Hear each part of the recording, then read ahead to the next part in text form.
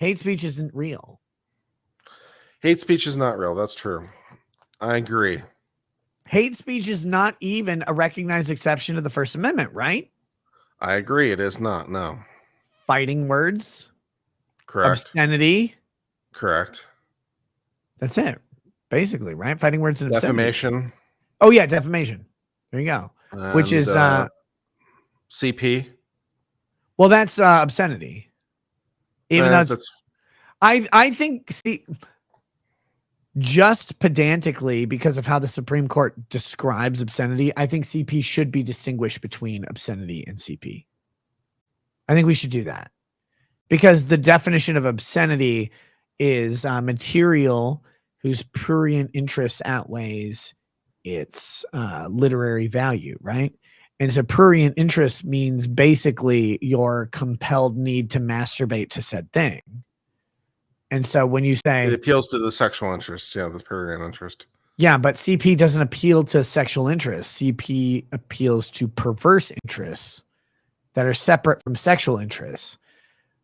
So it doesn't fit into the definition of obscenity to me, because, like, look, obscenity. I unfortunately, I think it does appeal to the prurient interest of the people who because dabble in such conduct. But see, I think that a definition by the Supreme Court must necessarily be objective, right? And so prurient interest outweighing its literary contribution needs to be an objective standard.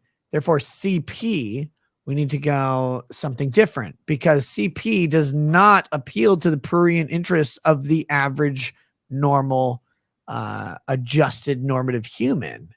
It only appeals to a perverse prurient interest that we determine to be so aberrantly dangerous that even though it may be inherent and innate, that we must remove them from society for the mere fact that these people are unsafe towards children who are vulnerable.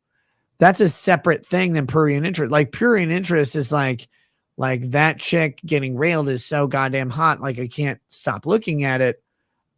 Prurient interest is not naked child.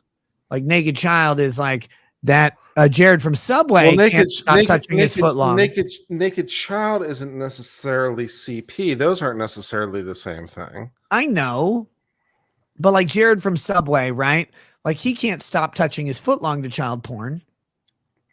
But a normal person who looks at child porn goes, "Oh my fucking God," like they go into depression. They need psychological help. They can't fathom how they even came across this item. They didn't want to know that things like that existed. Where Jared Fogel's like, "Yeah, I'll take lettuce and spinach, please." Right? Like that. Yeah.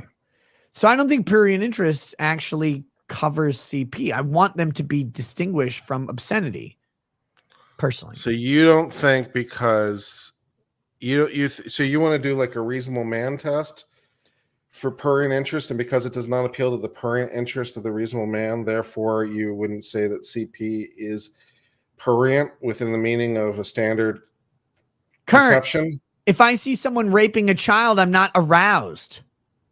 So it's not prurient interest to me. Like, it needs thank God for that. Right? Like, yes. But there are people out there who are like, "Oh, I see someone raping a child, I'm so happy." Like, that's gross. That's not normative, though. That's not a prurient interest. That's a perverse interest, right? I want CP to be distinguished from obscenity, because obscenity is obscene. It is nudity. It is crudity. It is sexuality for the purpose of sexuality with no literary contribution. CP, there's no amount of literary contribution that makes the rape of a child acceptable. So I don't want it categorized the same as obscenity. You know what I mean? Like, there's some level of story that makes the fact that like 8 men have their penis in one woman at the same time like acceptable, I guess, because, well, she's just trying to pursue her hopes and dreams, and it was voluntary, and she's 26. I have no idea what this discussion is right now, and I'm not 100% sure I'm comfortable with this one either. You should be the most comfortable with what I'm saying right now. Please, Kurt, for the love of all that is holy, say, "Nick, I agree with you.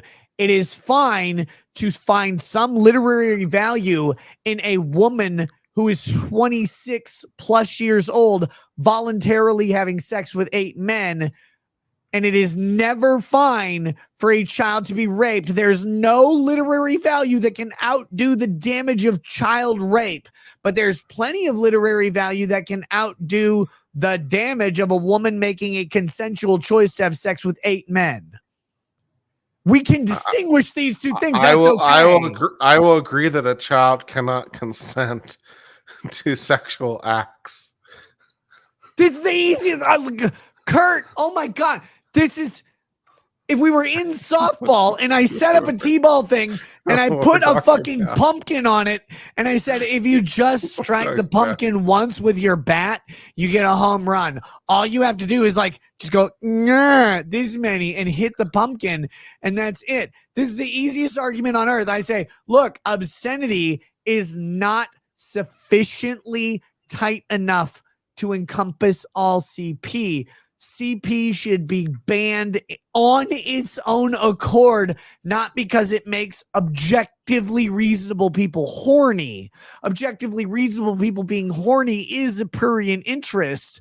And then we have to have a literary value that outweighs that. That's why, oh, brother, step bro, I'm stuck in the laundry again. Will you put your dick in my ass and pull me out of it? That's an acceptable plot line. That's enough literary value to overcome the lunacy of the situation. For CP, I don't want a literary value to overcome the situation. I want CP to be banned because CP should be banned, and people who create it should be castrated via nuclear weaponry. I'll agree to that. Thank God.